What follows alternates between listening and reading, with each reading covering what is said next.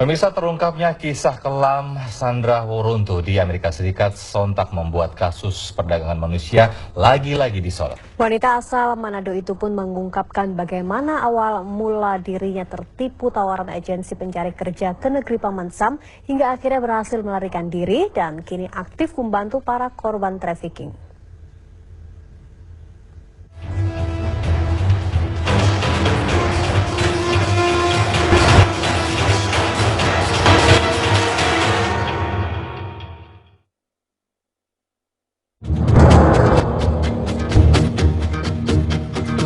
Negara adidaya Amerika Serikat.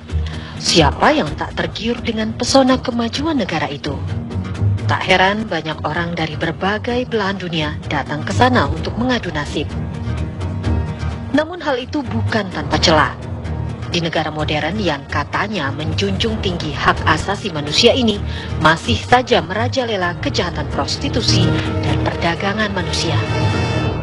Seperti yang dialami Sandra Woruntu. Kembali ke lebih dari 10 tahun silam, Sandra yang tengah menganggur setelah sebelumnya bekerja sebagai analisis keuangan di salah satu bank di Jakarta, mengirimkan lamaran setelah melihat lowongan di surat kabar. Wanita asal Manado itu pun terbujuk tawaran agensi pencari kerja untuk bisa magang di negeri Paman Sam selama 6 bulan. Dari situlah kisah kelamnya bermulai. Tahun 2001, Sandra berangkat ke Amerika Serikat setelah diterima magang di sebuah hotel di Chicago. Tiba di bandara JFK, Sandra dan 2 perempuan lain diculik di bawah todongan senjata. Paspornya pun dirampas. Sandra dipaksa bekerja di rumah bordil sebelum akhirnya berhasil melarikan diri. Kalau saya dulu melalui agen, jadi saya dikenakan biaya. Sesudah itu saya ke kedutaan membawa dokumen dan pekerjaannya itu di hotel untuk 6 bulan. Nah, sesudah itu sesampainya saya di sini, saya tidak bekerja di hotel. Saya dipindah tangankan satu traffic ke yang lain dan tak teridentifikasi lagi karena saking banyaknya paspor saya diambil dan saya dikenakan biaya untuk pekerjaan yang tidak dijanjikan 30.000 US. Saya escape, saya melarikan diri. Saya ke polisi, pada saat itu polisi juga tidak begitu memahami apa itu perdagangan manusia, jadi membuat saya cukup kecewa tapi tidak menghentikan usaha saya untuk mencari bantuan. Saya juga ke gereja, ke polisi yang lain, sampai juga ke konsulat. Tapi pada saat itu isu sejenis apa yang saya alami cukup langka. Cukup langka, jadi tidak membuat semua pihak melihat ini adalah kriminal. Namun perjuangan Sandra setelah berhasil kabur belumlah usai. Tak hanya harus hidup menggelandang karena tidak mengantongi uang, laporannya ke kepolisian setempat dan konsulat pun tidak terlalu ditanggapi. Apalagi pada waktu itu hukum terkait perdagangan manusia barulah dicetuskan di Amerika Serikat. Konsulat pada saat itu juga belum paham mengenai kriminal ini. Itu tahun 2001 loh Pak. Hukum di United States juga baru di 2000 bulan Oktober. Jadi masih bayi.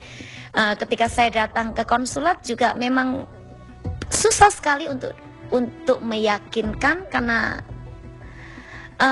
ini kayak hal yang nggak seperti biasa. Jadi saya tidak menyalahkan kalau pada saat itu juga konsulat tidak begitu melihat bahwa saya itu korban, karena banyak sekali penipuan yang terjadi di konsulat mengenai pembuatan paspor atau ya, macam-macam. Jadi saya tidak menyalahkan, cuman pada saat itu memang saya cukup menyesal kenapa kok nggak ada yang lihat saya, membantu saya begitu. Konsulat Jenderal RI di New York, Amerika Serikat membantah telah menelantarkan laporan Sandra. KJRI New York mengatakan justru staf konsulat membantu Sandra memperoleh dokumen perjalanan baru setelah lama dirampas sindikat tersebut. Saya bilang waktu itu Sandra, dan KJRI di bawah temannya hanya paspor, tidak yang lain-lain. Nah, kebanyakan persyaratannya. Waktu itu memang karena belum ada ya kita bilang lengkap dulu. Nah itu selalu karena dan menurut staf itu tidak ada yang tahu kalau dan saya bilang bahwa itu adalah korban. Jadi kita menurutnya KJRI ya, oke ya sudah gitu aja. Karena tidak ada isu mengenai bahkan menurut dia bilang kota ini dia sudah under protection of FBI. Jadi ya kita tidak aware mengenai hal ini. Kalau aware pasti kita lanjutin ini. Setelah bertahun-tahun memulihkan diri, Sandra kini aktif di Voices of Hope, yaitu sebuah perkumpulan dari sejumlah negara yang bertujuan memberikan dukungan moral dan spiritual bagi para korban perdagangan manusia. Sandra mengatakan hingga kini masih banyak remaja perempuan dari berbagai negara termasuk Indonesia yang bekerja di sejumlah rumah bordil di New York, Amerika. Dalam laporan soal penyelundupan manusia pada tahun 2013, Departemen Luar Negeri Amerika pun mengakui bahwa negara mereka merupakan sumber transit dan tujuan bagi pria, wanita, dan anak-anak baik warga negara Amerika maupun warga asing menjadi korban kerja paksa, jerat utang, maupun perdagangan seks. Para korbannya kebanyakan dari Meksiko, Thailand, Filipina, dan Indonesia. Dari New York, Amerika Serikat, Yandri Subekti, TV One mengabarkan.